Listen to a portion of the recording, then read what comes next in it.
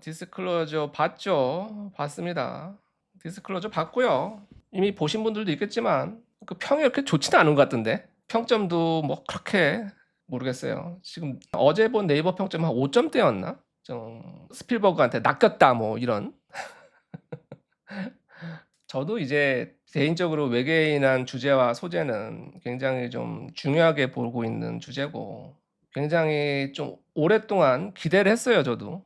큰 기대와 어떤 최근에 그 미국에서 그 외계인 기밀 자료들을 같이 공개하고 있는 이런 현상들, 그리고 또 그 얼마 전에 미국에서 그냥 무수히 추론했던 알 수 없는 그 비행체들, 그리고 뭐 이런 여러 가지 트렌드에 있어서 뭔가 이제 그 어떤 앞으로 다가오게 될 어떤 그 영적인 전환기에 큰 담론이나 방향이나 어떤 예방주사 같은 좀 그런 차원에서 좀 큰 담론을 담아내는 그런 영화이길 솔직히 기대를 했는데, 아니면 또 우리가 지금까지 몰랐던 새로운 것들이 드러나는 그런 영화일까 했는데 점점 이제 영화가 좀 너무 오락적으로 좀 호기심이 들어. 그 다음에 그 외계인의 묘사도 참 솔직히 제 입장에서는 유치했어요.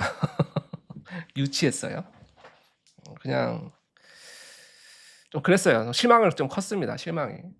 그런데 이제 딱 하나 아닌 게 아니라 이분이 여기 공감력이라고 말했잖아요. 딱 하나. 저도 딱 하나. 딱 한 부분 그래도 긍정적으로 평가할 부분이 그냥 지나가는 대사처럼 하는 말인데 뭔가 진화의 어떤 그 어떤 지표는 공감력이다라고 한 부분이 있어요.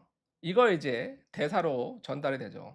그 외계인 존재들은 그 진화의 증거를 공감력으로 생각한다. 그러면서 이제 실제 그 주인공이 그냥 딱 사람을 보기만 해도 아주 그냥 그 사람을 깊이 공감해내고 그 사람의 사연을 읽어내고 뭐 이런 부분이 이제 묘사가 되는데, 그거 하나 정말 그거 하나 건질 거 있다.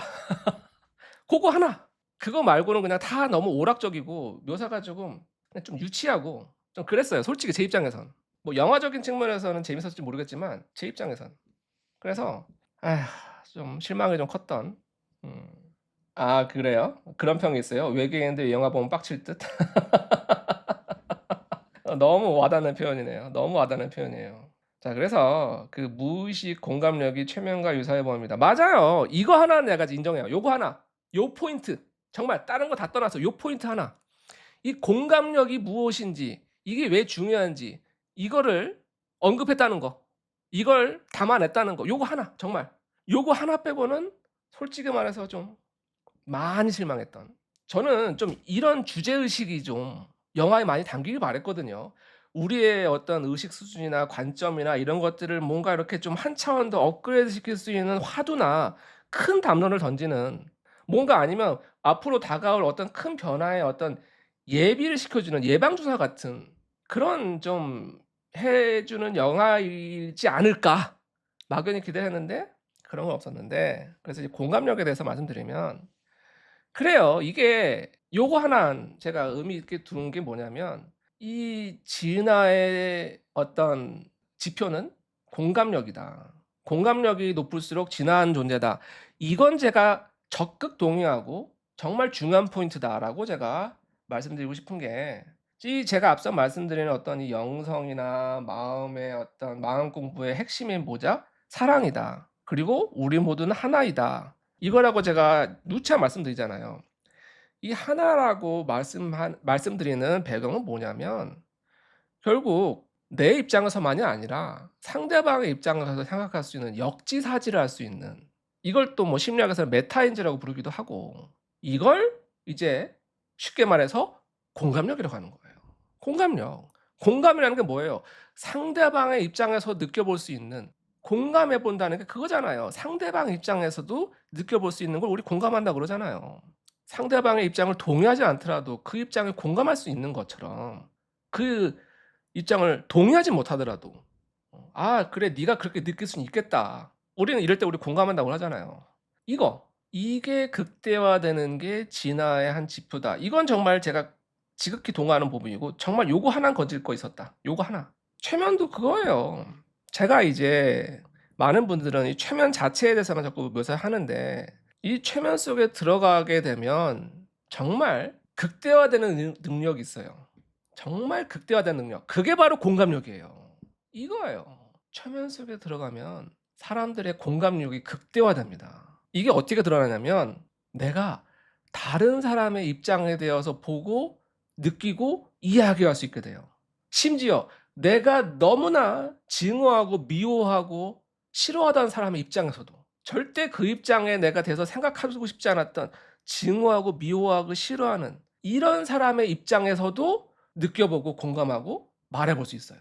이게 뭐예요? 공감력. 공감력이잖아요. 이거 하나는 제가 인정합니다. 최면 속에서는 이 공감력이 극대화가 됩니다. 그래서 역지사지가 너무 잘 돼요. 너무 잘 돼서 심지어는 돌아가신 분들의 마음까지도 공감할 수 있어요. 공감해서 내가 느끼고 말해줄 수 있어요. 그래서 특히 이제 사별하신 분들이 저한테 상담을 많이 오시는 게 살아있는 분들하고 풀 수 없는 한은 그냥 아직 살아있으니까 어떻게 기회라도 있지만 돌아가신 분하고 풀지 못한 마음을 어떻게 풀겠냐고요. 이제 그런 분들이 저를 많이 찾아오시죠. 그런데 최면 속에서는 심지어 그 돌아가신 분들하고도 소통과 공감이 되더라는 겁니다. 이걸 극대화시킬 수 있는 게 최면 속이고 이걸 활용하다 보니까 어떤 분들은 몇 년씩 상담을 해도 풀리지 않던 마음이 단 한 번의 상담으로도 즉시 싹 녹아내리는 이런 게 가능해지더라는 겁니다. 그걸 통해서 여태까지 풀리지 않았던 그 깊은 결핍과 응어리와 상처와 한이 싹 녹아내리면서 그 밑에 숨겨져 있던 나의 깊은 사랑이 드러나기 시작하는 그러면서 이루 말할 수 없는 공간과 우리가 서로 연결되어 있어도 존재였고 우리는 하나이고 심지어 뭐 그렇게 거창하게 가지 않더라도 그 내가 그렇게 원망하던 부모님과 다시 사랑하고 사랑받고 연결되는 느낌도 체험하게 되는 이게 다 공감력이잖아요. 이게 다. 그래서 켈리는 지금 보러 가면서 듣고 있다고요? 너무 큰 기대하지 마세요. 그냥 오락 영화 보러 가신다. 그런 느낌으로 가세요. 저는 좀 실망했습니다. 아니 근데 이제 스필버그 감독이 좀 개인적인 어떤 경험이 있어서 이런 영화를 만든 거예요. 어떻게 보면 이분도 큰 어떤 사명감을 가지고 만든 영화예요. 사명감을 가지고. 그건 제가 존중합니다. 엄청난 사명감을 가지고 만든 분이에요. 그분이 이제 이 영화를 만들기까지 어떻게 어떤 과정으로 어떤 사람들과 만나서 얘기한 저도 어떤 유튜브를 통해서 보긴 봤는데 이제 스필버그는 상업영화 감독이잖아요. 상업영화 감독. 그래서 실제로 이제 그렇게 좀 진지하게 영성을 추구하고 외계인의 존재를 탐구하는 사람들과도 만나서 얘기를 해보고 뭐 대화도 하고 했대요. 근데 결국 하는 말이 그래 맞다. 당신 말이 맞을지도 모른다. 하지만 사람들은 그런 걸 기대하지 않는다. 사람들은 외계인을 기대한다. 그러면서 스필버그 감독이 생각하기에 사람들이 가장 보고 싶어하는 어떤 이미지를 상업적으로 묘사한 것 같아요. 근데 이제 우리처럼 좀 진지하게 영성과 이런 존재를 생각하는 사람들 입장에서는 그게 이제 너무 좀 그 원초적인 호기심만 자극하는 그런 수준의 묘사만 나왔다는 게 아쉽죠. 그래서 그럼에도 불구하고 그 영화가 그냥 스치는 대사처럼 묘사는 했지만 이 공감력에 대한 중요성을 언급했다는 건 그거 하나만큼은 제가 높이 평가한다. 언젠가 좀 요것도 한번 좀 체계적으로 영상 하나를 찍어서 올려야겠다는 생각도 좀 들어요. 그래요.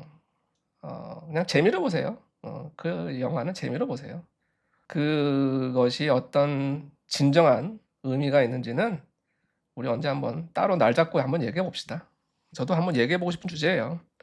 저도 좀 공부를 좀 더 해서 날 잡고 한번 외계인을 한번 파봅시다.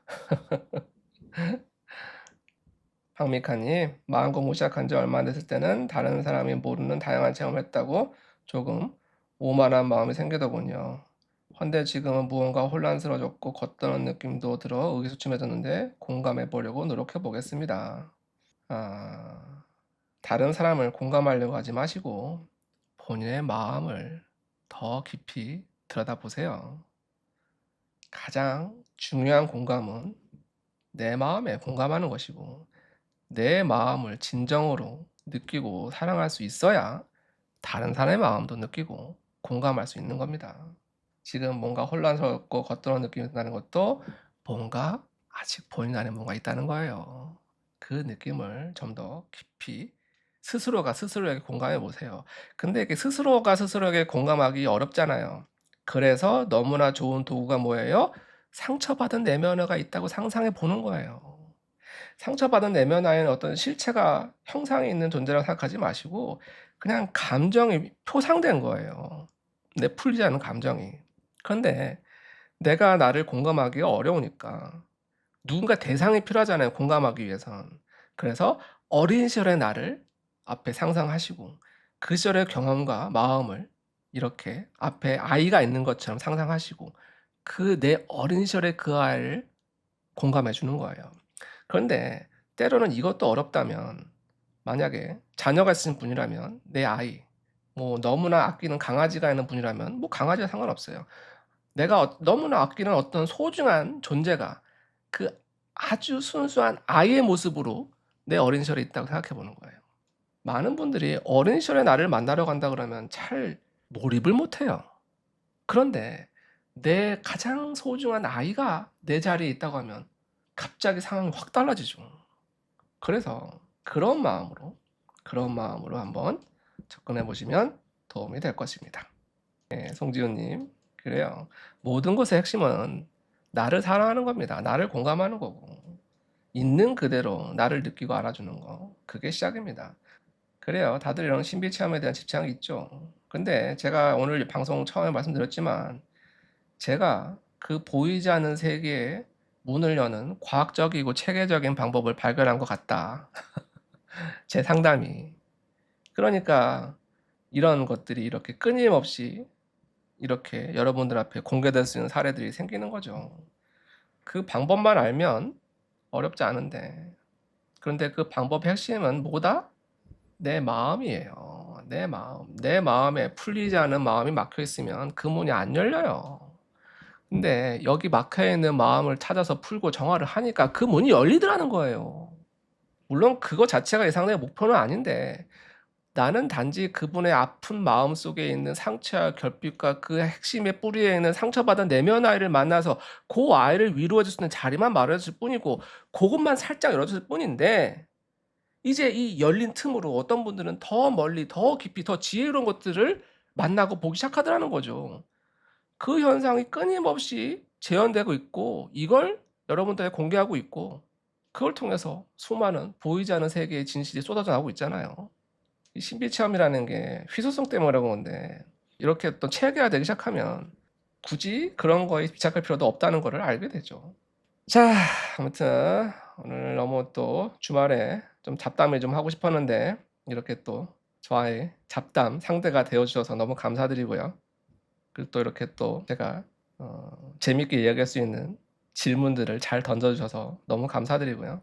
특히 이제 뒷부분에 그 디스클로저 데이 영화에서 공감력에 대한 얘기를 했잖아요. 이건 굉장히 중요한 주제라고 생각해요. 정말로. 그래서 이건 언제 한번 날 잡고 한번 파 봅시다.